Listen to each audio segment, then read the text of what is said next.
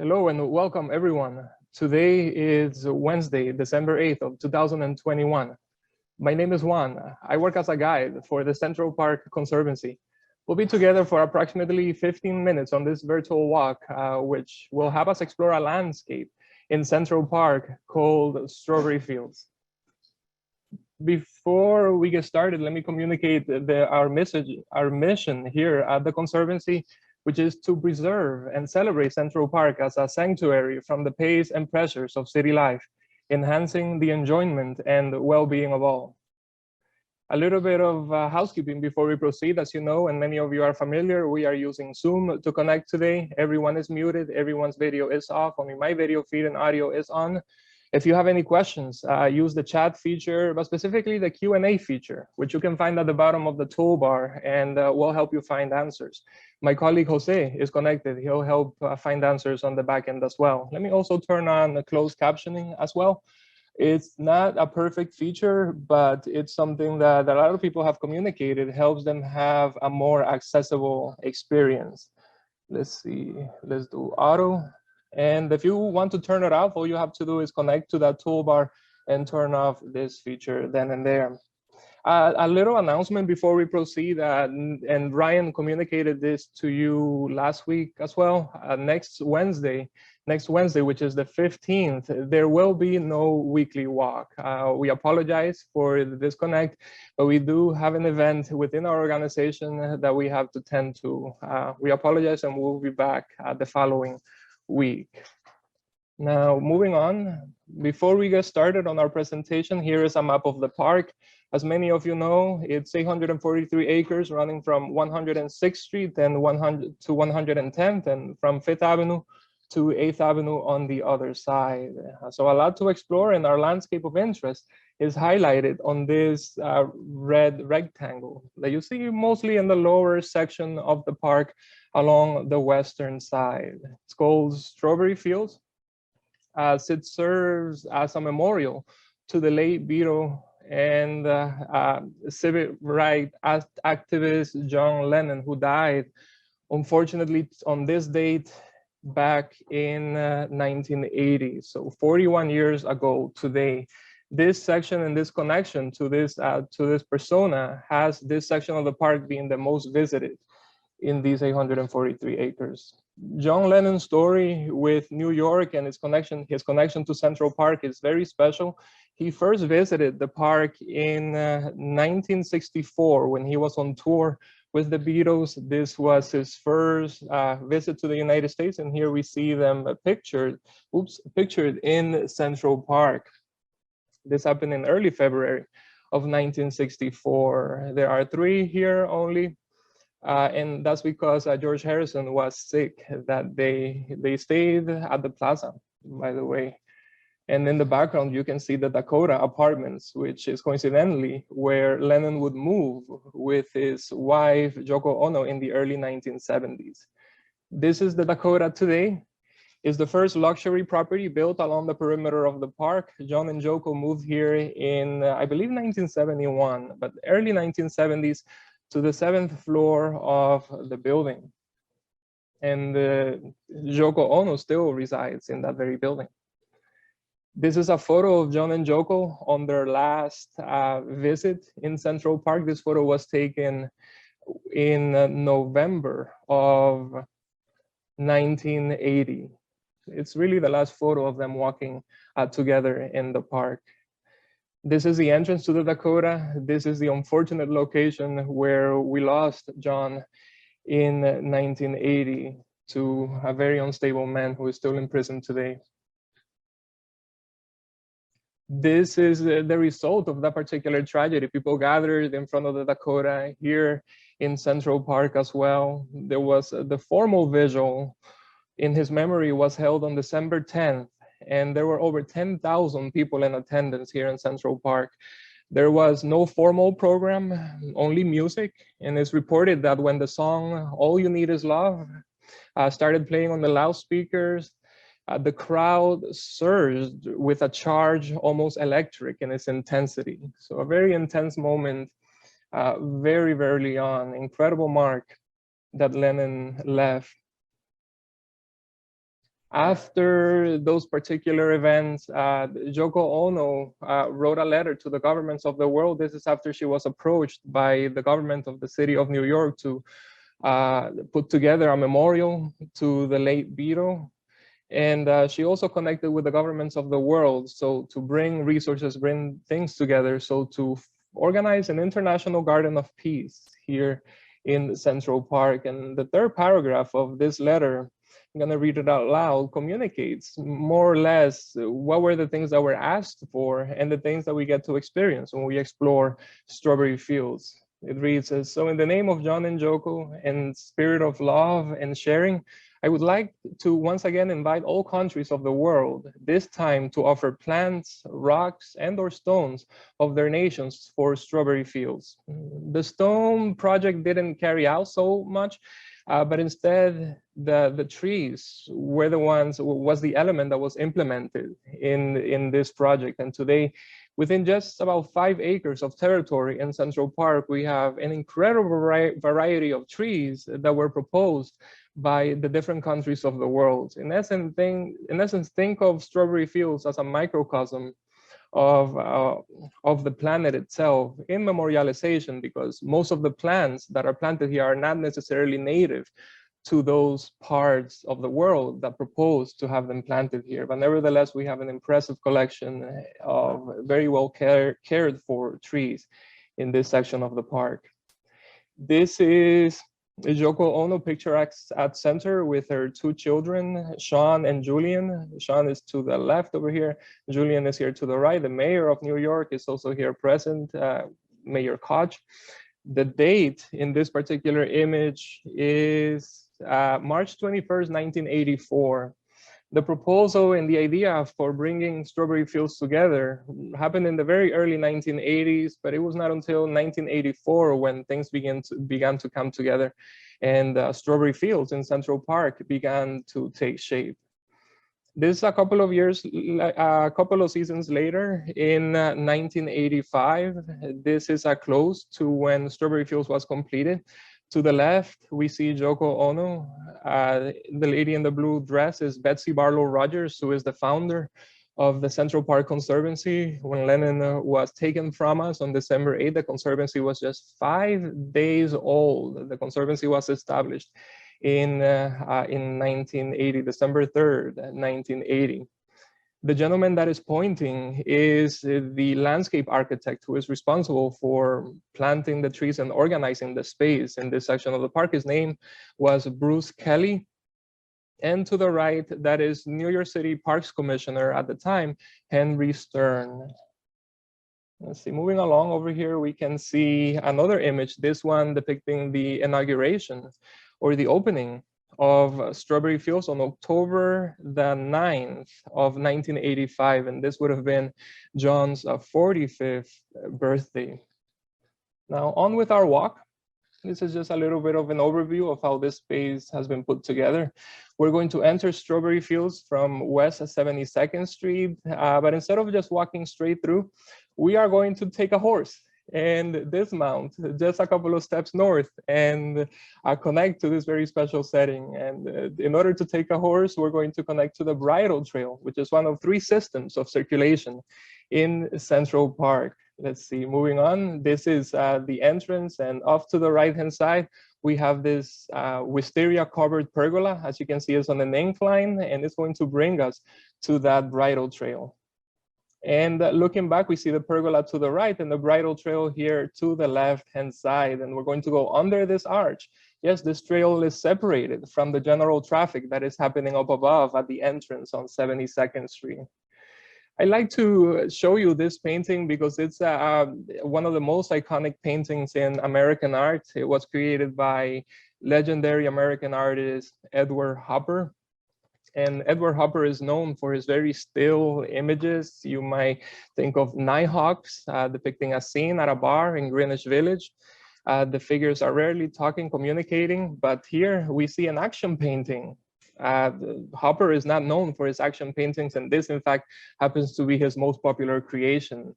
This is called Bridal Path, and it depicts people on horseback enjoying this particular experience in the park and going through at this particular arch, one of the 35 arches that we have in Central Park. And up above, you can see the Dakota Apartments. Let's see, moving on.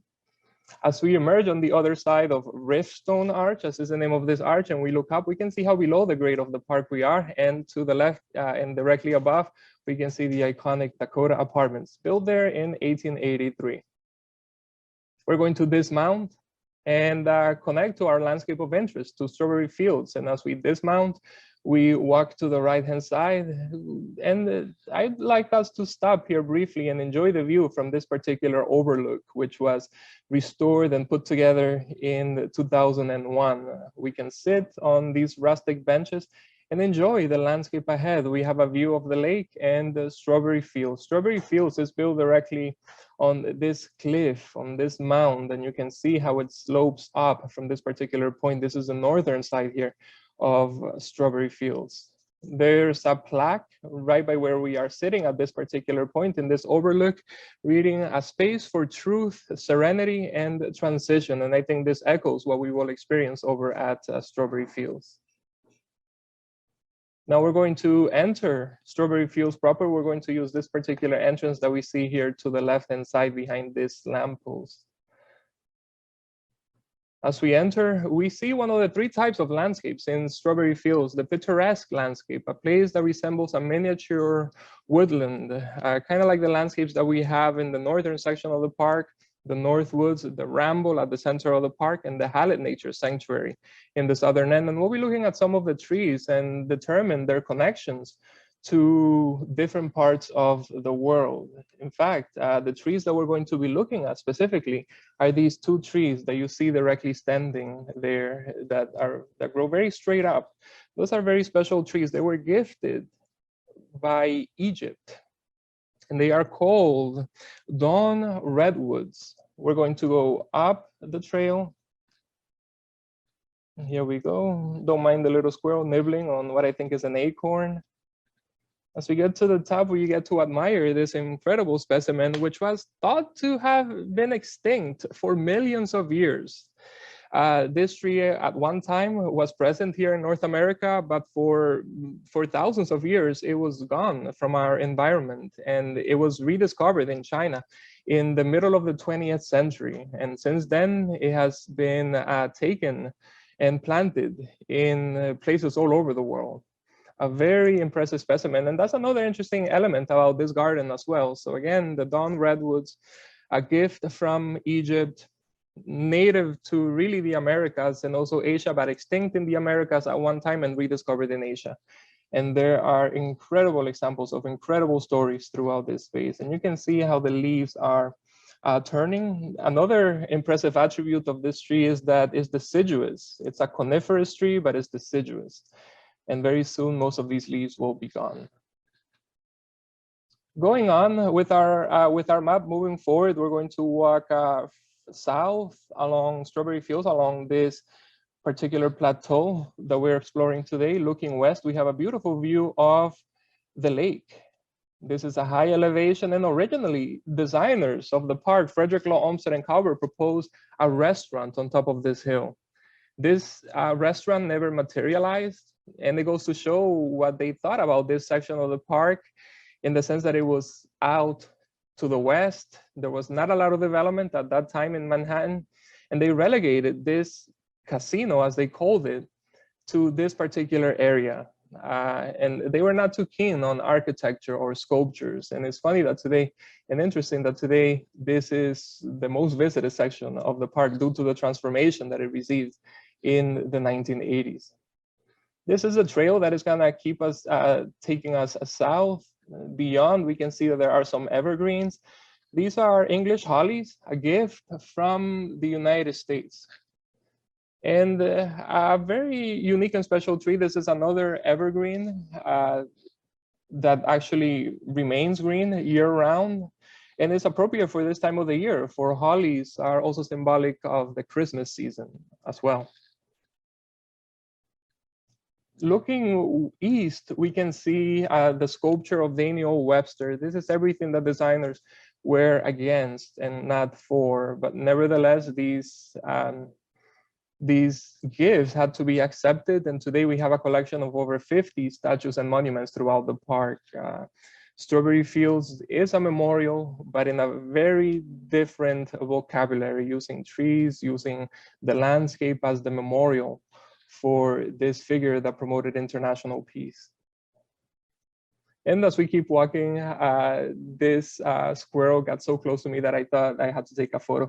I encourage you to walk slowly in the park in certain areas when you're taking photos. That's a good time to explore the park and just discover how close the wildlife gets to you. Squirrels tend to be very friendly in areas that are heavily visited. So don't be surprised if you have a close encounter with one of our native inhabitants of this landscape, of this area. Moving along, we're about to exit this woodland in the park, and directly ahead we have a red cedar. Red cedars are representatives of Israel. And just as we go about, as we enter into the path, to the right-hand side, we have a plaque listing the countries that were in agreement for this space to be turned into an International Garden of Peace and who participated in this project of giving donations in the form of trees. We can see that the world is no longer has this configuration. For example, here on the second column, we can see there are two Germanys, the Federal Republic of Germany, and directly below, a few spots down, the German Democratic Republic. This was installed again October 9th, 1985, on what would have been Lennon's 45th birthday.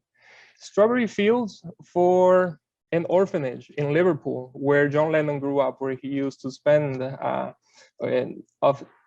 time when he was a child living there.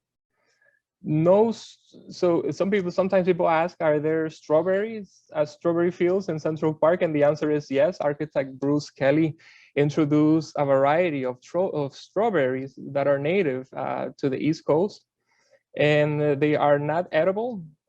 Sorry, they are called the Appalachian Barren Strawberry. I don't know from which section of the US this is, but nonetheless, we do have strawberries that bloom and produce fruits, these tiny fruits, in the months of June and July. Moving on, as we proceed south, we see a pastoral landscape within Strawberry Fields. There's several open meadows. We experienced a woodland already, and very soon we're going to explore the formal aspect of this landscape, which is the imagined mosaic, a mosaic that many of you are familiar with. Let's see, but moving along, we can see more coniferous trees. These are a red cedar to the left-hand side, and the others to the right are white pines. And the white pines were gifted by Afghanistan, Austria, and Belize. And although this is new landscaping from the 20th century, it aligns to the original vision for this section of the park. This particular stretch of the park from 72nd Street to 106th Street along the drive is called the Winter Drive. There were many conifers planted in the early days. That's why we've seen so many evergreens in our tours on this particular walk today. And that's because designers wanted for this landscape to pop in the winter time. So if you think it might get too cold in the months ahead, don't mind. Come to this section of the park because you'll have a very fun visual experience. Back in time, people would have gathered in this section in their horses and sleighs. Very fun. And here we see Daniel Webster and the Dakota in the background. And the trees that we see today are planted in this vicinity here to the left-hand side. This is standing at the bottom of one of those white pines. These happen to be some of the tallest trees that were brought in for this project. The trees that they brought in, some of them were up to 20 feet tall. Today, these are over 50 feet tall. And moving along, we have another open view of the meadow from the top. You can see how different it looks, different plantings along the edges, creating different visual interests, different pockets of light and shadow, making the space look bigger than what it actually is. Again, we're just exploring 5 acres of territory. And continuing up the promenade, we see there's a bunch of benches here lining this particular central space. Many of those benches have plaques on them. They've been endowed via the Endow a Bench program. This particular bench makes memory to Bruce Kelly, who died in 1993. And his communique, if you seek my monument, look around you. No longer is this creative soul working on bronze, giving us a memorial of an individual, but working with the land and aligning to the vision that Frederick and Howard had for the park. There's always music here at this section of the park as well. Don't be surprised if you visit and you encounter a very moving atmosphere. And the highlight of the heart, really, of Strawberry Fields is the only formal aspect of this space.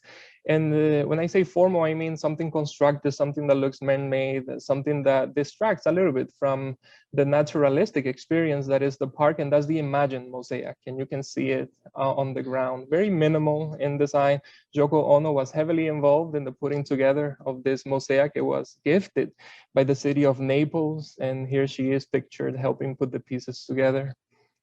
And this is how the mosaic looks today, with the words "Imagine" inscribed directly at the center.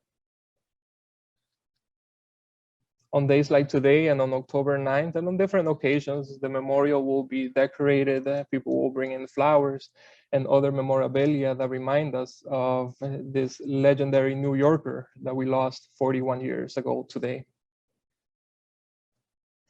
This brings us to the end of our walk, but don't leave. I want to share some information with you. Again, remember that next week there will be no weekly walk. We'll reconnect the following week. If you'd like to show your support for the park, feel free to perhaps volunteer your time. You can also maybe make a purchase on our gift shop. Jose is going to share the link to our online store, which has a wonderful collection relating and connecting to this very special space in the park. It's the holiday season, and these make very good gift ideas. Also, connect with our programs. I'm going to share, I think I am connected on this computer over here, the link to future programs that I have going on. And this way, we can connect in person. If you have any questions, feel free to let me know. I'll be more than happy to help you find answers to any questions that you have. I just dropped the link in the comment section. If you connect there, you'll see the tours that I'll be leading in the days ahead. Yeah, I'll be here for a few moments. Thank you, everyone. Thank you for connecting to Central Park from home. On behalf of everyone in our organization, have a wonderful afternoon or morning, depending where you are and when you are watching. If you're watching on YouTube, let us know where you are tuning in from. And stay safe and be well. I'll leave the room open for a few moments to help answer those questions. Bye-bye, everyone.